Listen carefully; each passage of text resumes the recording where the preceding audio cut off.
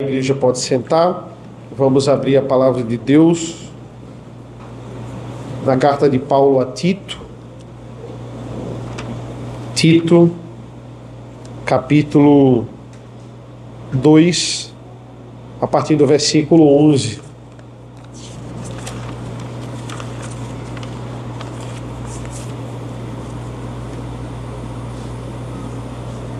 Tito, capítulo 2, a partir do versículo 11 até o versículo 3 do capítulo 3.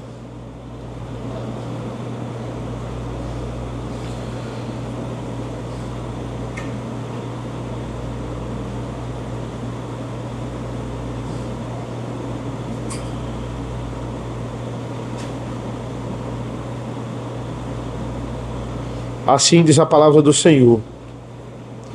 Porque a graça de Deus se manifestou trazendo salvação a todos. Ela nos educa para que, regeneradas à impiedade e às paixões mundanas, vivamos nesse mundo de forma sensata, justa e piedosa, aguardando a bendita esperança e a manifestação da glória do nosso grande Deus e Salvador Jesus Cristo. Ele deu a si mesmo por nós, a fim de nos remir de toda iniquidade e purificar para si mesmo um povo exclusivamente seu, dedicado à prática de boas obras. Ensine essas coisas, também exorte e repreenda com toda a autoridade, que ninguém despreze você.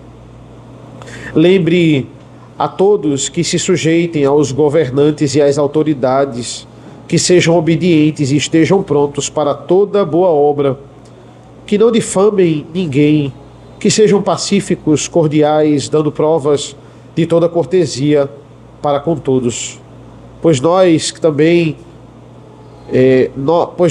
no passado éramos insensatos, desobedientes, desgarrados, escravos de todo tipo de paixões e prazeres, vivendo em maldade e inveja, sendo odiados e odiando-nos uns aos outros. Senhor nosso Deus, nosso Pai, mais uma vez nos ilumina nesta manhã, para que tuas verdades elas possam ser um manual de fé e prática em nossas vidas, que fora dessas portas, fora desse lugar, nós também possamos lembrar dessas verdades e aplicá-las em nossas vidas. É isso que nós pedimos e agradecemos em nome do teu Filho amado Jesus. Amém. Amém, irmãos. Existem situações na vida da gente que elas são mais fáceis ou mais propícias, digamos assim, para revelar quem realmente nós somos, ou facilmente revelar a intenção do nosso coração naquele momento. Ou nem revelar quem somos, mas de fato desenterrar o velho homem que existe em nós. Tem situações que é mais fácil do velho homem aflorar. Às vezes, a pessoa mais gentil do mundo, ela muda radicalmente, por exemplo, quando ela está torcendo por um time. Quando ela está torcendo por um time, ela se torna uma pessoa agressiva, ela começa a falar palavras que ela não fala no dia a dia dela. Principalmente quando esse time perde, ou perde de virada, a pessoa pode ficar até agressiva. No trânsito também, isso pode acontecer de forma muito fácil. Tem um desenho que eu assistia quando eu era pequeno, da Disney, o desenho do Pateta. E o Pateta, ele tinha um narrador e ele dizia: o Pateta era um homem gentil, um homem amável e educado, mas quando ele entrava no carro, ele se transformava no motorista. Aí quando ele entrava no carro, ele virava um diabo. Ele começava a crescer chifres nele, ele ficava vermelho e ele se transformava quando ele virava o motorista. E por que isso, irmãos? Porque muitas vezes nessas situações específicas nós nos blindamos em alguns ditos populares. Olha, você é uma pessoa gentil e amável, só que futebol é futebol. Futebol é assim mesmo. Você vai para o estádio para você descarregar ali a sua raiva. No futebol não tem isso. Você se blinda desse dito popular de que futebol é futebol. E no trânsito, você se blinda numa falsa segurança de que você está dentro de um carro. Se você está dentro de um carro com o vidro fechado e a porta travada, você tem aquela segurança de que você pode ser quem você quer ser e dizer aquilo que você quer dizer. É uma falsa segurança. Eu posso até ser quem Deus não quer que eu seja, na falsa segurança de que futebol é futebol ou de que eu estou dentro de um carro. Irmãos, qual é a função da graça de Deus? E quais as consequências de nós entendermos a graça de Deus em nossas vidas? É isso que o texto foca nessa manhã.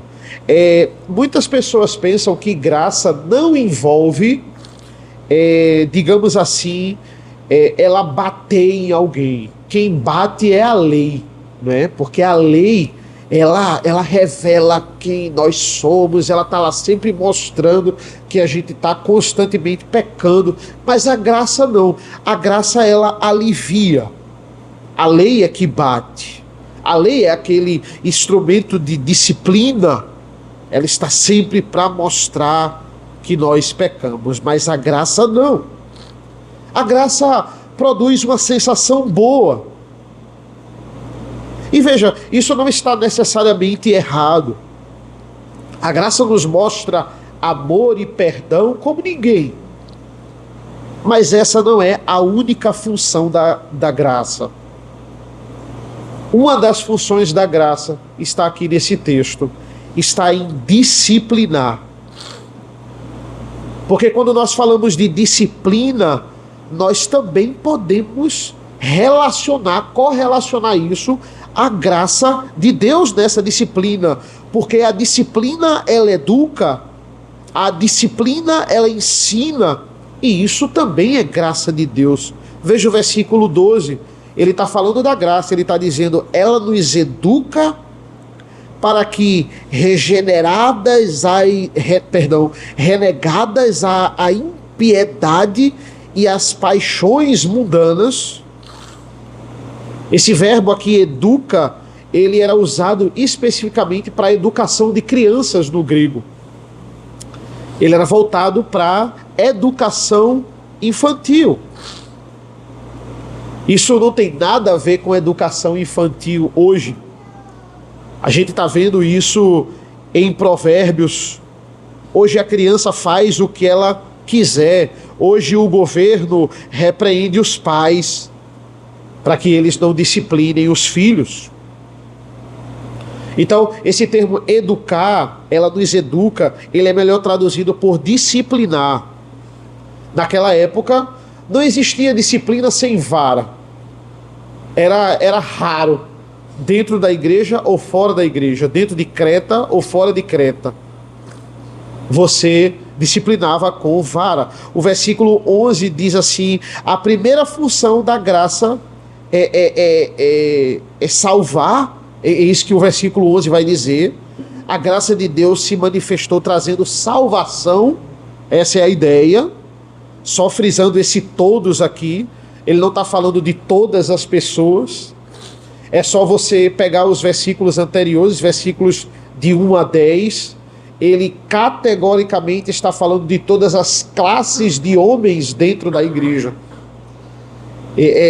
Na hermenêutica, você não pode pegar um versículo solto e dizer, olha aí, ó, Deus salva todos. Não. O princípio básico da hermenêutica é sempre considere os versículos anteriores e posteriores. Então os versículos anteriores estão dizendo, olha, o homem mais velho tem que ser exemplo, a mulher mais velha na igreja tem que ser exemplo. Nós vimos isso, né? Vocês são o adorno da sã doutrina. As mulheres mais novas têm que ouvir as mais velhas, os pastores, eles têm uma missão, aquele que é servo. Lembremos que Creta era uma ilha que tinha muitos escravos, Então você tem que se submeter ao seu Senhor e não se revoltar contra o seu Senhor. Ele vai falar sobre sujeição às autoridades ainda no capítulo 3. Porque isso era uma grande expectativa. A igreja, ela vai ficar apoiando a escravidão. A gente tem que usar a igreja como objeto de revolução. A igreja tem que nos liberar para que a gente se revolte contra o seu Senhor. E aqui a linguagem de Paulo é totalmente oposta a isso. Ele está dizendo, olha, é esse todos que eu estou me referindo. A essas classes de homens. Eu salvo o mais velho, eu salvo o mais jovem, eu salvo o pastor, eu salvo o servo, eu salvo o Senhor. Essa é a ideia aqui. Essa graça traz salvação a todas as classes de homens. E no versículo 2 ela diz, olha, ela nos educa, ela nos disciplina, ela traz salvação e ela educa, ela nos mantém no eixo. Eu faço uma pergunta meio inusitada, mas a ideia é essa. Você tem apanhado muito da graça de Deus? Porque a graça de Deus, ela não só alivia, ela bate. E se você está apanhando muito, isso é um bom sinal. Significa que ela está ali educando, que ela está ali preparando. Muitas pessoas ainda entendem salvação pela graça de uma forma errada. Muitas pessoas acham que salvação pela graça não importa a forma como a gente vive. Não importa. Porque importa. Nós somos salvos de qualquer maneira.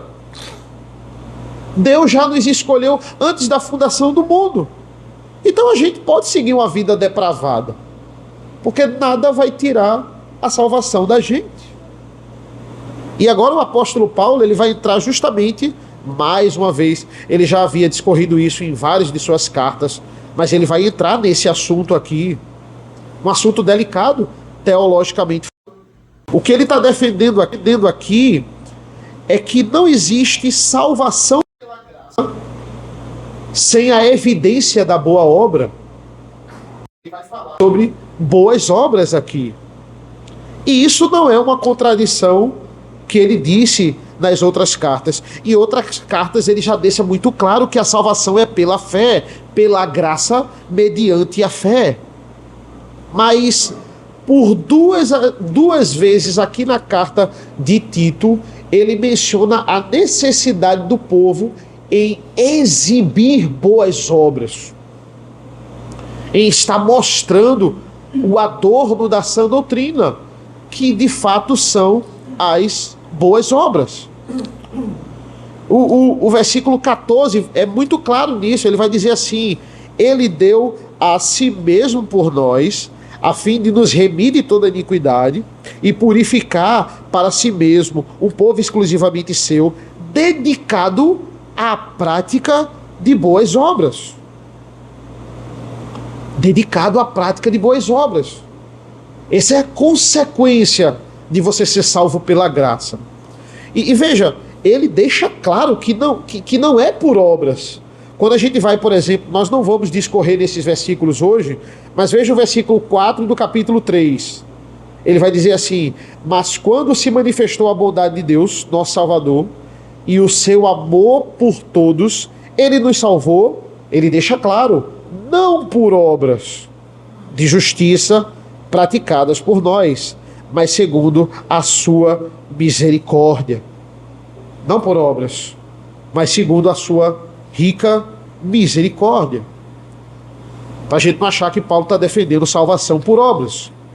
O que Paulo vai defender aqui é o seguinte: a graça apenas ela não apenas nos salva, mas ela nos mantém salvos até o fim. A graça, ela não apenas nos salva, mas ela nos mantém salvos até o fim.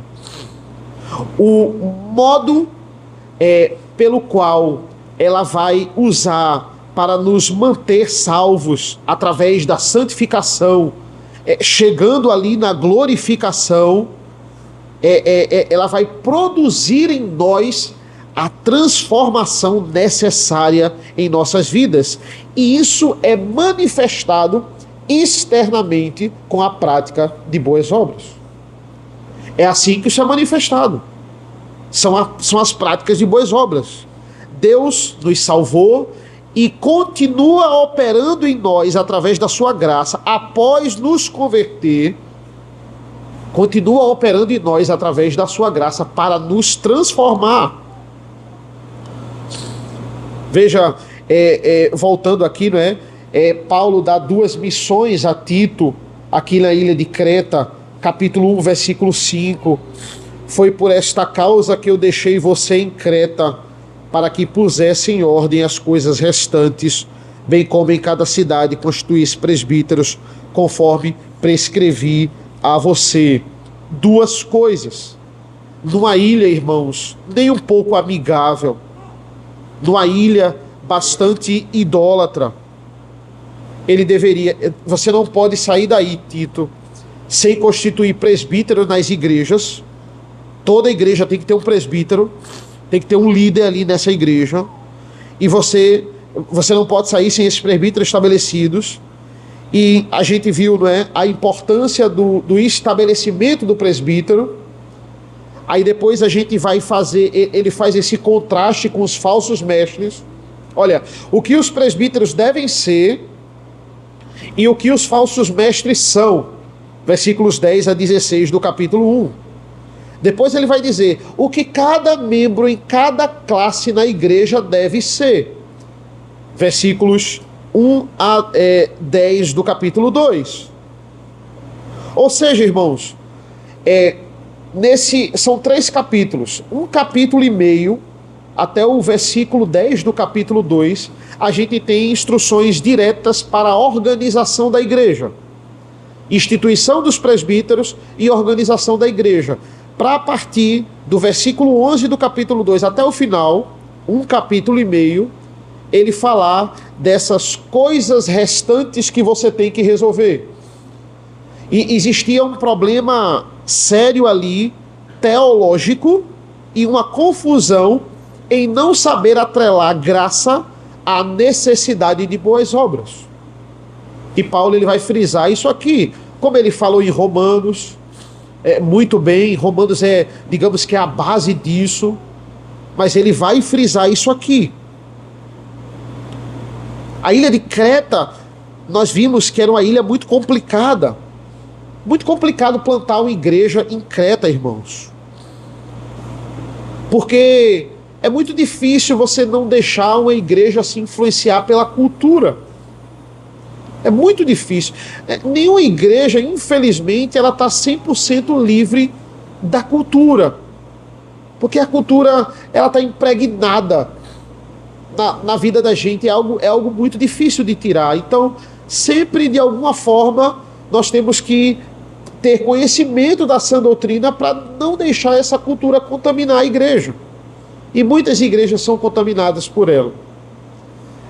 A cultura de Creta era a cultura do charlatanismo. Era de você enrolar o outro, se sobressair contra o outro. É muito difícil você se livrar disso. Então, é interessante porque quando Paulo fala dos versículos 1 a 10 do capítulo 2 sobre as obras aqui, são obras muito mais de fora da igreja do que de dentro. Quando ele vai falar da constituição dos presbíteros, ele vai falar 2 pontos sobre aquilo que o presbítero mostra mais fora da igreja do que dentro. Para no 3º ponto falar que ele tem que ter intimidade com a palavra de Deus. Olha, está falando mais sobre o caráter do presbítero. Está falando mais sobre a sua relação familiar. Para no final ele dizer que seja apegado à palavra. Para que ele expulse os falsos mestres. Quando ele fala sobre os mais jovens, vocês têm que ser moderados. Os mais idosos também. Ele está falando, olha, os servos, vocês estão testemunhando e adornando a sã doutrina quando você simplesmente obedece o seu patrão. Ele está falando muito mais de fora do que de dentro. Porque ele está dizendo, olha, boas obras é a evidência da graça. Isso é fundamental. Vocês não podem ignorar isso na desculpa de que vocês já foram salvos.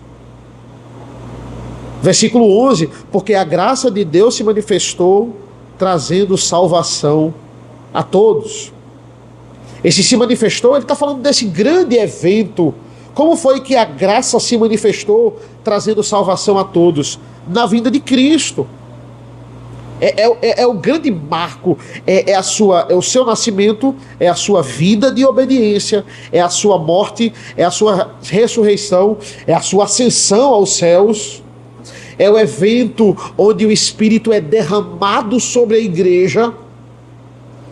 Tudo isso é esse se manifestou, trazendo salvação a todos, a povos de todas as nações, a todas as classes de homens.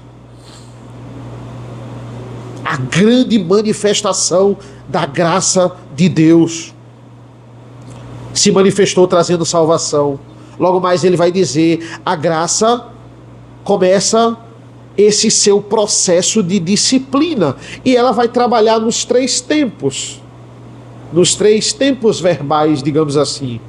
Ela vai trabalhar no presente, ela vai trabalhar no passado, no presente e no futuro. Como é que ela nos educa? Ela nos educa primeiro no passado, versículo 12.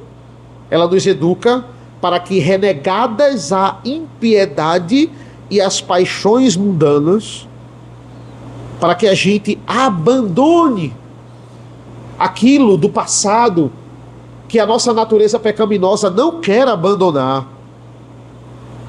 para que a gente se desapegue daquilo que o nosso coração não quer se desapegar, a impiedade e as paixões mundanas. Portanto, a graça tem que fazer um grande esforço nas nossas vidas para que a gente renegue essas paixões mundanas. E o que são impiedade e paixões mundanas, irmãos? É o completo oposto, nós podemos dizer, do que ele fala nos versículos 1 a 10. É você ser um péssimo marido, é você ser uma péssima esposa, é você não aconselhar as mulheres mais jovens, é você não ser um jovem moderado, ser um jovem revolucionário, é você ser um pastor que não cuida das ovelhas, é você ser um péssimo funcionário.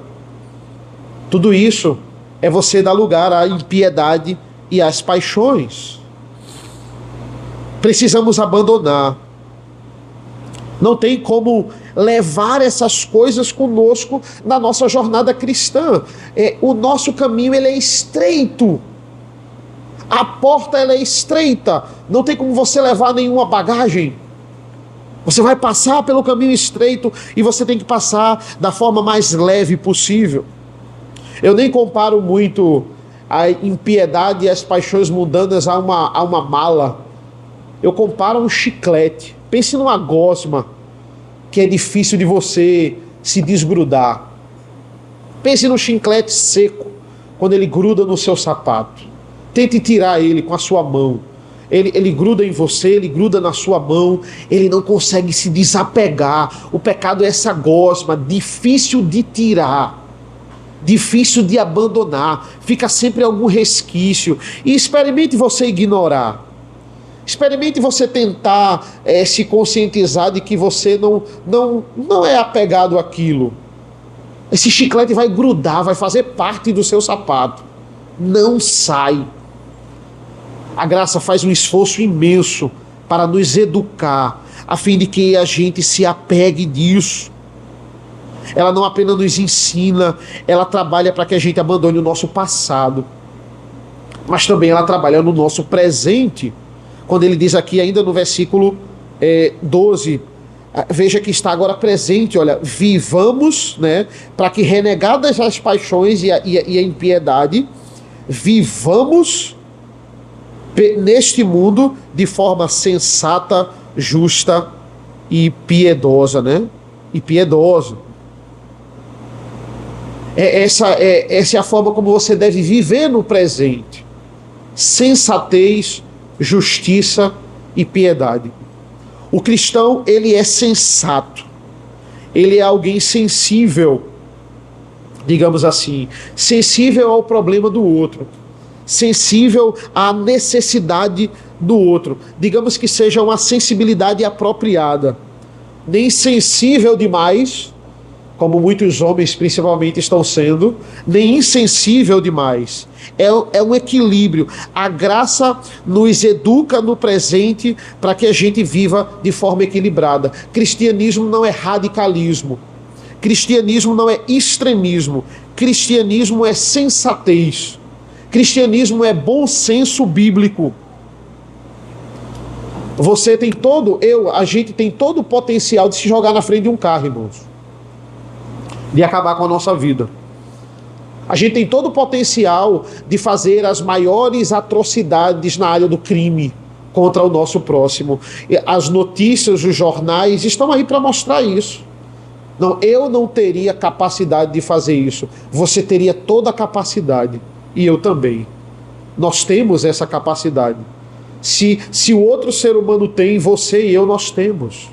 Eu não teria coragem de fazer isso, eu teria toda a coragem. Se não fosse a graça lhe freando para que você haja com sensatez, você seria um louco, eu seria um louco, desenfreado, pecando. Pecado desenfreado. Pessoas que cometem as maiores atrocidades e dão entrevistas dizendo: se eu tivesse a oportunidade, eu faria de novo.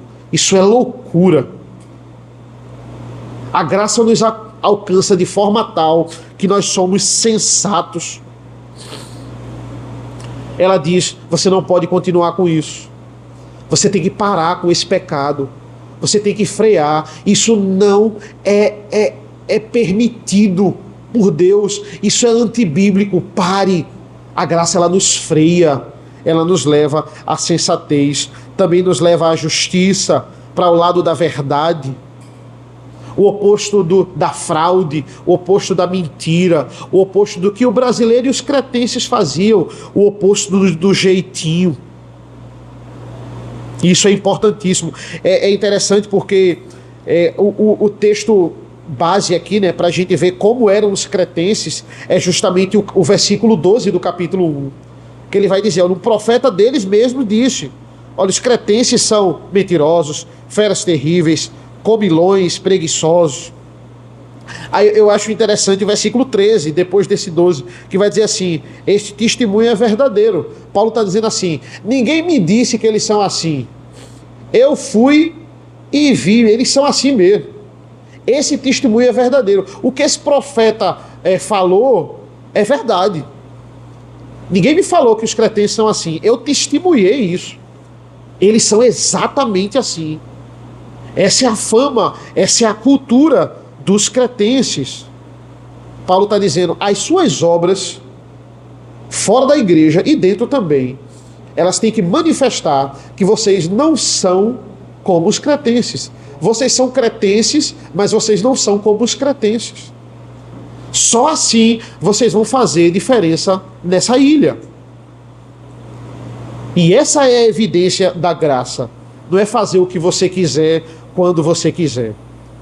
Ela muda o seu futuro. Você tem que ser sensato, você tem que ser justo, você tem que ser piedoso.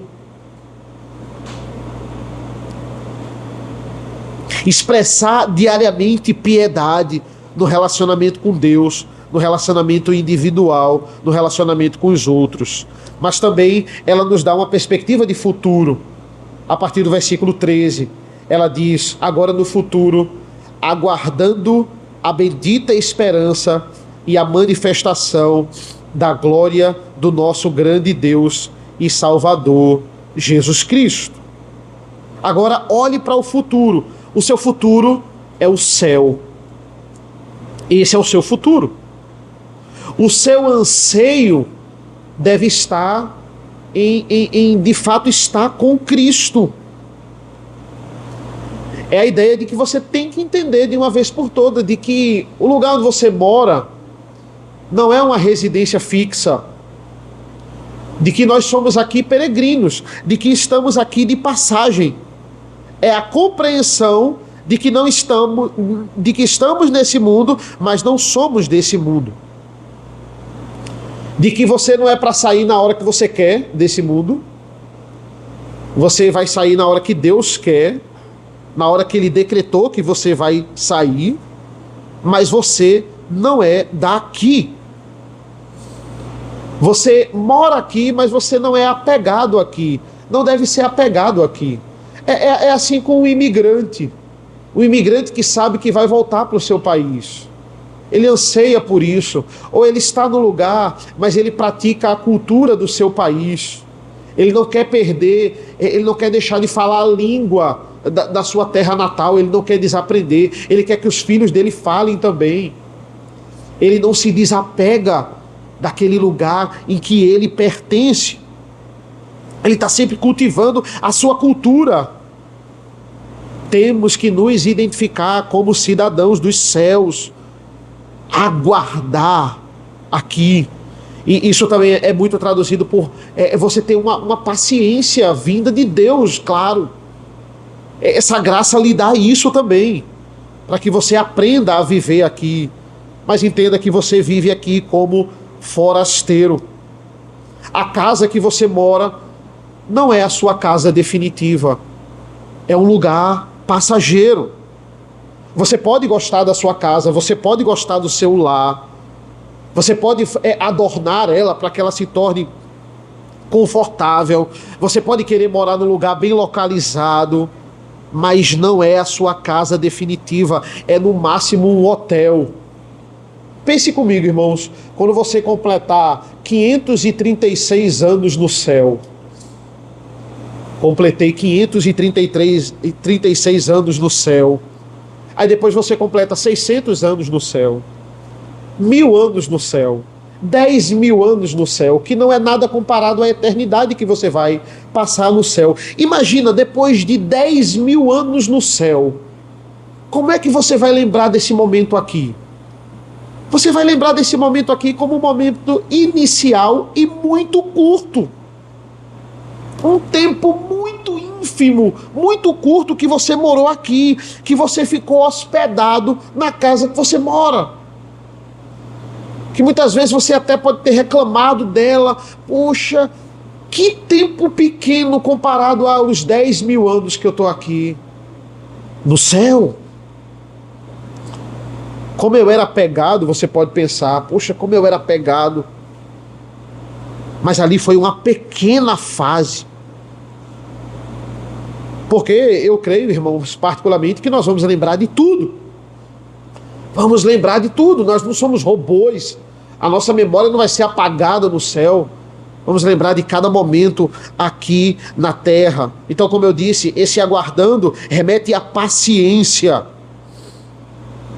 Para que, ele diz, né, na esperança, a bendita esperança e a manifestação da glória do nosso grande Deus e Salvador, Jesus Cristo. Ele exalta a Deus, o grande Deus.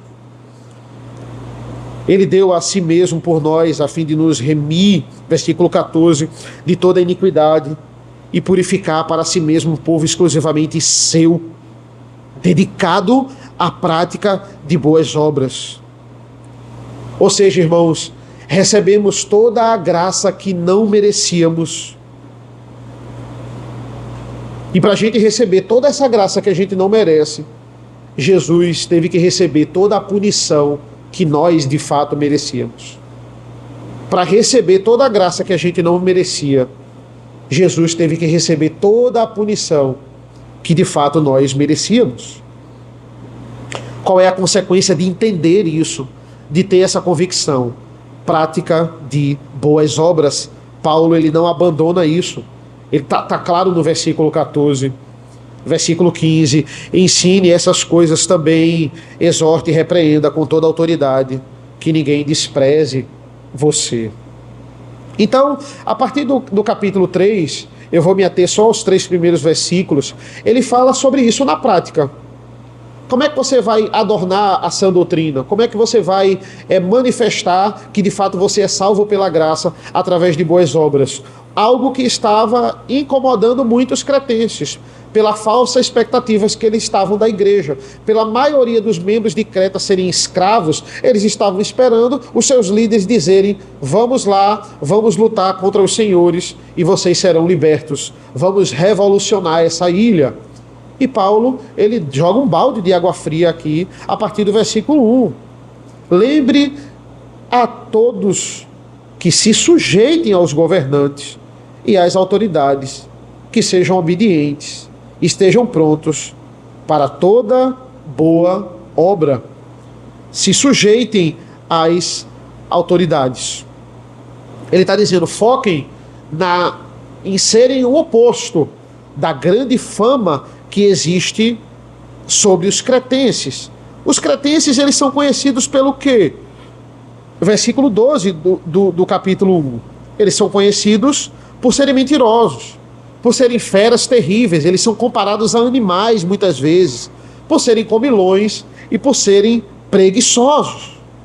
Então é isso, olha, vocês, mesmo se o seu patrão, que não for da igreja, ele seja tudo isso, mesmo assim você deve obediência a ele. E veja, os soldados romanos que eram governados ali, e Creta sendo uma província de Roma, esses soldados romanos também não eram flor que se cheire. Esses soldados romanos, essas autoridades, também não eram um exemplo vívido de boa liderança de forma nenhuma. Mesmo assim, se sujeitem a essas autoridades. Um crente não pode ser um rebelde, irmãos. Ele não pode ser um revolucionário. Alguém que se levanta contra as autoridades instituídas. O crente é aquele que ora pelas autoridades. Que ora, inclusive, pela conversão delas. Como seria bom se esse governante fosse convertido? Como seria bom? Vejam, não é que o crente ele é um tolo, e ele não é para ler as notícias que são espalhadas por aí, de forma nenhuma. Não é cego, passa pano nas autoridades, de forma nenhuma. O James Bannerman, lá no livro A Igreja de Cristo, que a gente está até estudando lá na IPA, ele vai dizer, olha, a igreja ela é a consciência do Estado. Esse é um dos grandes papéis da igreja, da função da igreja. Ela, através do seu exemplo, e quando ela é consultada, ela deve conscientizar o Estado. Então, a gente nunca vai ser a consciência do Estado se a gente não for um exemplo. A gente não for um exemplo e ser um adorno da sã doutrina. Sejam obedientes. Você só não obedece à autoridade se ela lhe incentivar, se ela obrigar você a negar a Cristo. A você desobedecer a Cristo. Nesse caso, estamos desobrigados. No versículo 1 ele ainda diz que sejam obedientes, estejam prontos a toda boa obra. Para toda boa obra. É muito interessante. Um soldado romano, ele poderia obrigar qualquer cidadão romano a carregar para ele qualquer coisa numa distância de 1 milha. Isso era lei. Ele não queria carregar, ele não estava a fim de carregar. Você, vem cá, carrega aqui para mim. 1 milha, que equivale mais ou menos a 1 quilômetro e 600 metros. Quase 2 quilômetros. E aí quando chegava num determinado... Pronto, deixa aí, fulano agora, venha. Até chegar no destino dele. Você tinha essa obrigação. Você não podia negar. Isso acontece lá com o Simão de Cirene. Quando o soldado escolhe eles assim, olha, vai carregar, vai ajudar a Cristo aí, a Jesus aí a carregar a cruz. Ele não podia negar. Ele não podia negar. Então, o que é que Paulo está dizendo? Ele está dizendo assim, olha, quando vier uma autoridade e obrigar você a carregar 1 milha, carregue 2. Mostre a ele, através da sua obra, da sua boa obra, que você é diferente. Que você se sujeita a ela. Surpreenda, carregue 2 milhas. Faça mais. Surpreenda essa autoridade. Para que ele fique curioso, porque não é essa boa obra que vai converter ele. Veja, a sua boa obra, ele vai dizer, embeleza a sã doutrina. Ele diz isso no versículo 10 do capítulo 2. Ele vai dizer, a fim de que em todas as coisas manifestem a beleza da doutrina de Deus, nosso Salvador. A nossa boa obra, ela embeleza a doutrina, mas ela não salva. O nosso testemunho é o adorno da sã doutrina, mas ele não salva. O que salva é o evangelho. Isso vai atrair, isso vai gerar curiosidade. Eu mandei ele carregar 1 milha, ele carregou 2. Quem é esse? Ninguém nunca faz isso. Isso vai fazer ele ficar curioso. Versículo 2. Que não difamem ninguém, que sejam pacíficos, cordiais, dando provas de toda cortesia para com todos. Crente de verdade, irmãos, não fica falando mal dos outros, nem de autoridade. Portanto, se eu ou você, a gente tem esse péssimo hábito de falar mal das pessoas, de ficar destacando só as coisas ruins das pessoas, que nós possamos parar de fazer isso. Se essa é a nossa pauta todos os dias, que a gente possa parar, porque nós vamos estar em pecado.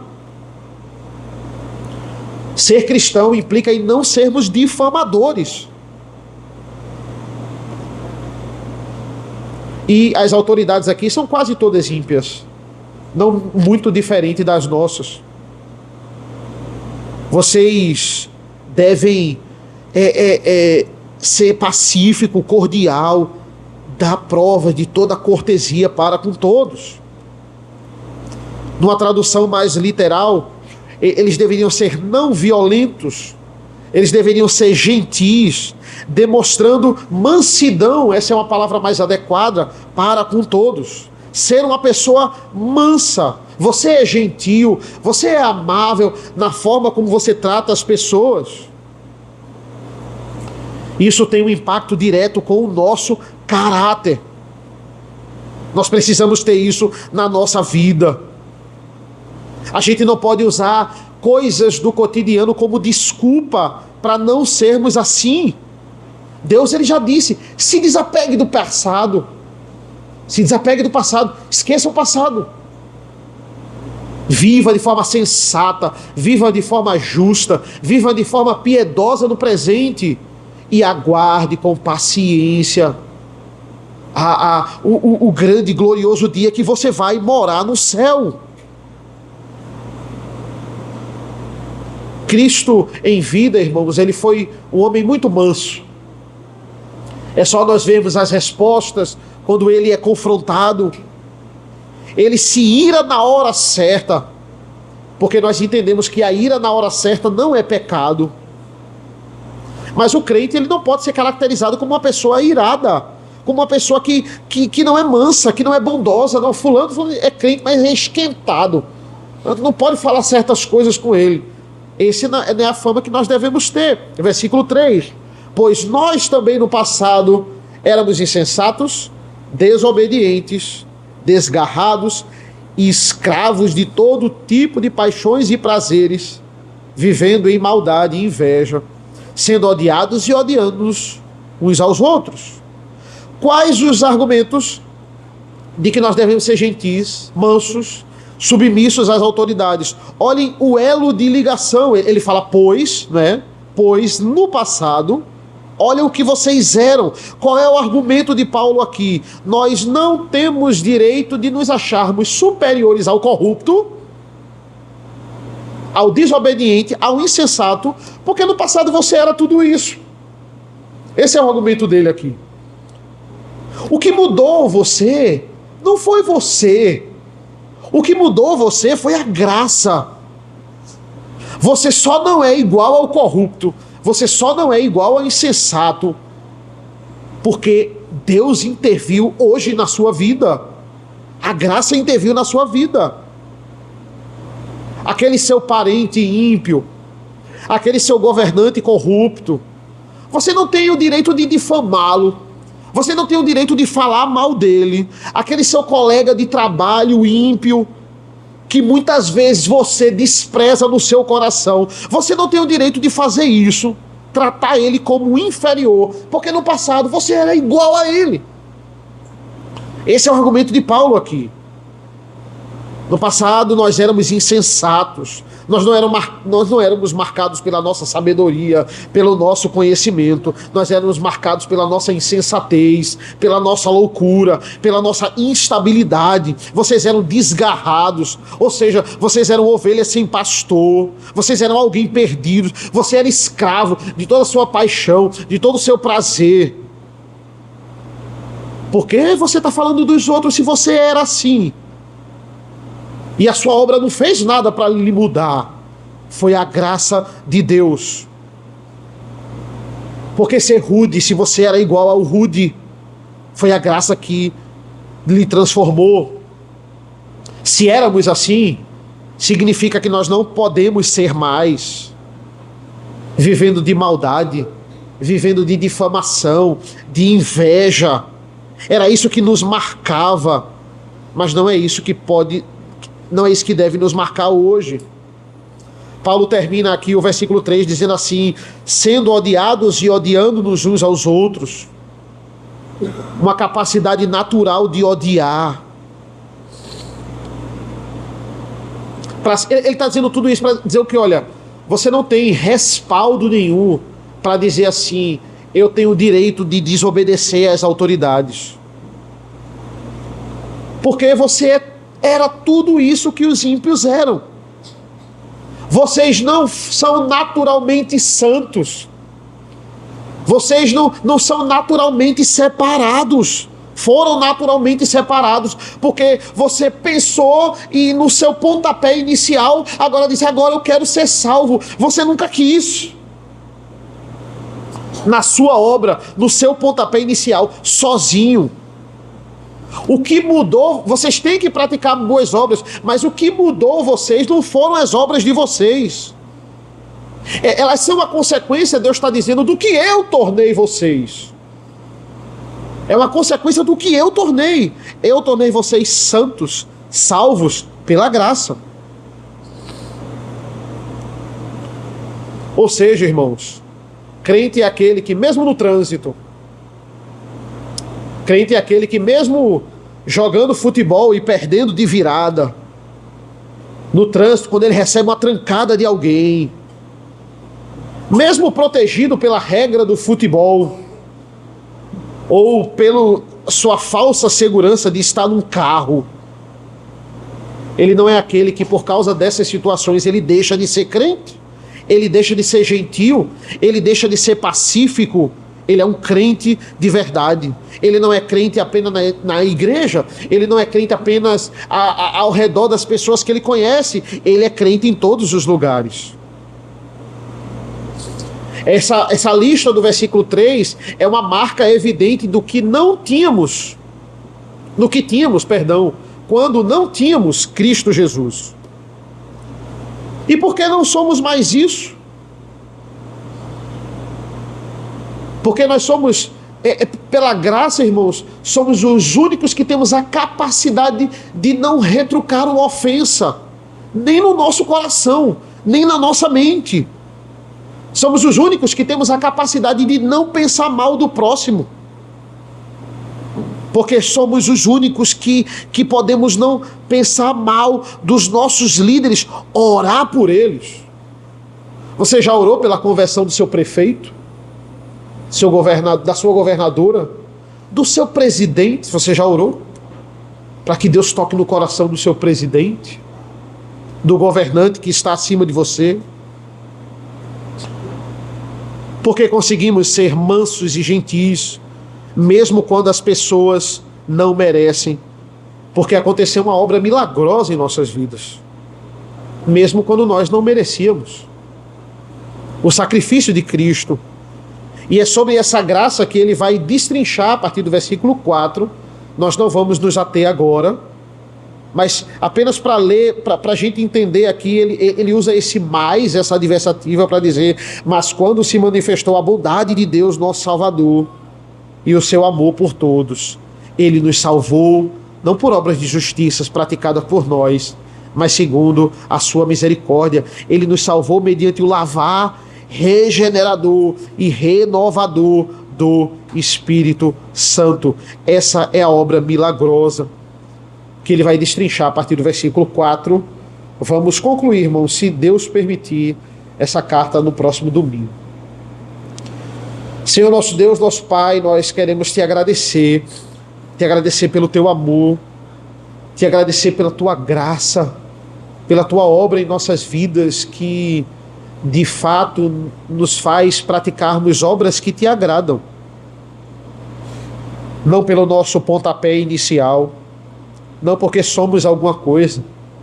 O Senhor deixa claro na tua palavra quem nós éramos pelas nossas obras e o que foi que pela graça o Senhor nos livrou. Te agradecemos por isso, te agradecemos por essa igreja, te pedimos por esse dia, nos abençoa nesse dia, nos prepara para a escola dominical, nos prepara para o teu santo culto à noite. Esteja conosco nesse início de semana. É isso que nós pedimos e agradecemos em nome do teu Filho amado Jesus. Amém. Vamos ficar de